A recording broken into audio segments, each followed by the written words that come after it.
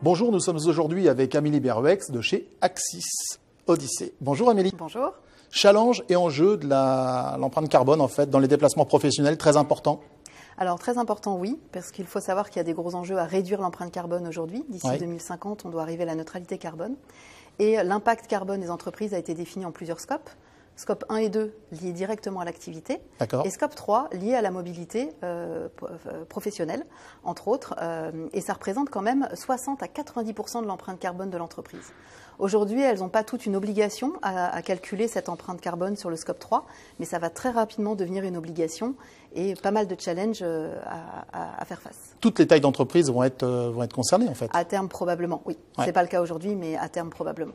Alors justement, Amélie, quels sont les challenges du contrôle de l'empreinte carbone dans l'entreprise, en particulier pour les déplacements professionnels? Ils sont nombreux dans les déplacements professionnels. Ça pourrait sembler simple, hein. Je calcule mon empreinte carbone et puis ensuite je définis un plan d'action pour la réduire. En fait, c'est un petit peu plus complexe que ça. Le premier challenge, c'est déjà de calculer l'empreinte carbone. Bien sûr. Il faut savoir qu'aujourd'hui, il n'y a pas de standard sur la partie mobilité. Donc en fonction des prestataires, des données auxquelles ils accèdent, on va avoir des calculs qui peuvent être très différents. D'accord. Et ça prend en compte des critères tels que, je ne sais pas, pour l'aérien par exemple, le type d'appareil utilisé, le sens du vent, le nombre de kilomètres parcourus exactement, le remplissage, donc des données assez complexes à récupérer. Donc ça, c'est le premier challenge, se mettre d'accord sur un standard et calculer son empreinte pour savoir quel plan d'action définir. Deuxième challenge, pour pouvoir derrière faire un plan d'action, il faut bien que ces informations sur l'empreinte carbone soient véhiculées sur l'ensemble de la chaîne et qu'on s'assure que les différents fournisseurs, outils qu'on utilise, permettent d'avoir ces informations pour faire les bons choix au bon moment. Bien sûr.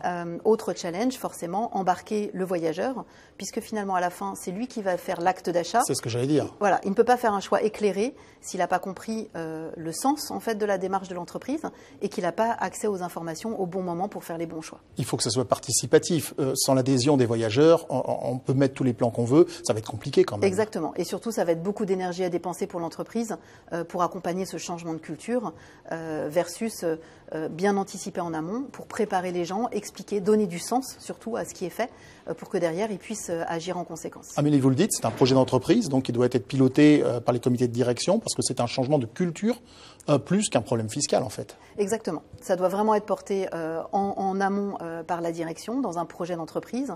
Et puis côté travel management, achat travel, c'est toute l'expertise et la connaissance du terrain qui va permettre de définir le plan d'action adapté. La difficulté pour eux, ça va être on veut réduire l'empreinte carbone, certes, mais on doit aussi traiter les autres enjeux de l'entreprise qui vont être le parcours collaborateur. On ne peut pas réduire l'empreinte carbone à tout prix et sacrifier l'expérience voyageur.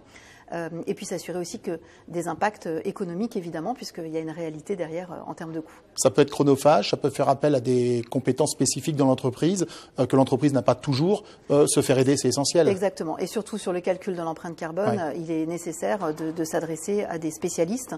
Il y a beaucoup d'associations, d'ONG ou de spécialistes du domaine de l'empreinte carbone dans la partie mobilité. Contrôler l'empreinte carbone pour les déplacements professionnels, c'est plus qu'une obligation, c'est un enjeu, c'est des challenges. Amélie, merci beaucoup.